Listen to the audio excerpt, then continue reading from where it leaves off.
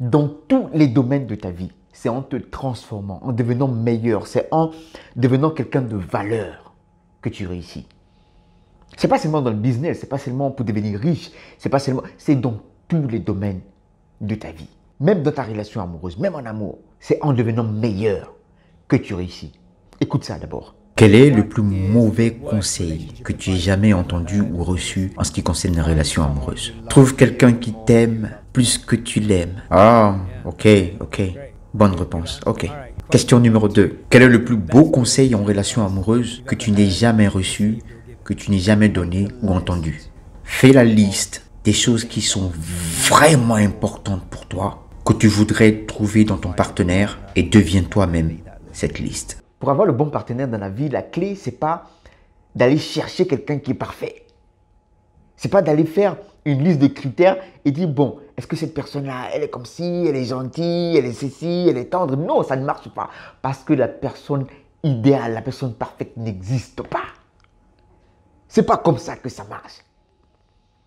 Comme dans tous les autres aspects de ta vie, tu réussiras en amour quand toi-même, tu seras la personne parfaite. Et comme il est dit dans l'extrait, fais la liste de ce que tu attends des autres. Fais la liste de la personne parfaite que tu veux avoir dans une relation. Et toi-même, transforme-toi. Et prends toutes ces valeurs-là. Deviens la personne parfaite. Et en ce moment-là,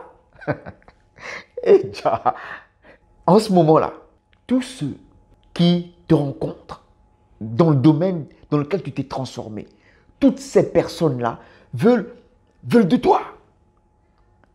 Et même si elles ne sont pas au niveau, elles vont faire tout ce qu'il faut pour se mettre à niveau ou elles vont juste se tailler.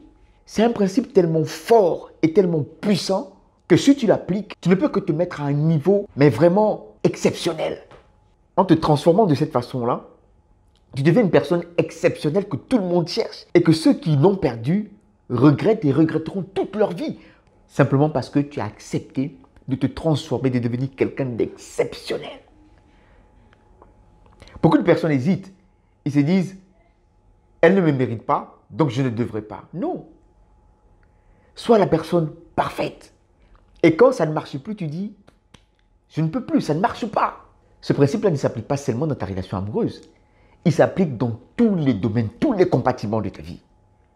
Prenons par exemple ta relation avec tes enfants ou l'éducation de tes enfants. Les enfants ne font pas ce qu'on leur dit de faire. Les enfants font ce qu'ils nous voient faire. Et donc, si tu veux des enfants exceptionnels, si tu veux des enfants comme tu voudrais, comme tu l'imagines, la solution, ce n'est pas de leur dire « faites ceci, ne faites pas ceci ». La solution, c'est d'être toi-même un être exceptionnel. Travailler sur toi, devenir un être de valeur. Voici la clé pour que tes enfants aient une très bonne éducation. On peut aller plus loin. Le même principe s'applique si tu es un entrepreneur, si tu as une compagnie, si tu as une société, tu as une entreprise, par rapport à tes employés. Si tu veux des employés exemplaires, déterminés, sérieux, engagés, la meilleure chose à faire, ce n'est pas de leur crier dessus, de leur dire fais ceci. Non, c'est d'être toi-même un exemple, d'avoir la détermination, l'engagement, le sérieux, la discipline que tu attends d'eux. Et quand ils te voient sur le terrain, ils se disent ah non, patron peut pas être en train de faire ça, là, puis moi je suis en train de faire autre chose. Ils vont s'engager 2 fois plus que toi. Ils vont être fidèles 2 fois plus qu'ils te voient être fidèles. Ils vont être déterminés 2 fois plus qu'ils te voient déterminés. Pareil, le principe s'applique si tu n'es pas propriétaire d'une entreprise et que tu es juste un employé. Imagine, dans ce cas-là, si tu es un employé, que l'entreprise t'appartient. Et imagine quel genre d'employé tu aurais voulu avoir. Fais la liste de ces valeurs, de ces principes-là, et toi-même, sois cet employé-là. Imagine ce que tes employeurs vont voir en toi. Imagine ce que tu vas représenter. Je ne te parle pas d'être un lèche-bot. Hein? Non. Je te parle de faire ton boulot comme personne, tu penses que personne ne l'a jamais fait. Ponctualité, engagement, sérieux, image personnelle propre. Sois exemplaire. Imagine ce que tes employeurs vont penser ou ce que tu vas représenter pour eux. Le même principe s'applique en amitié.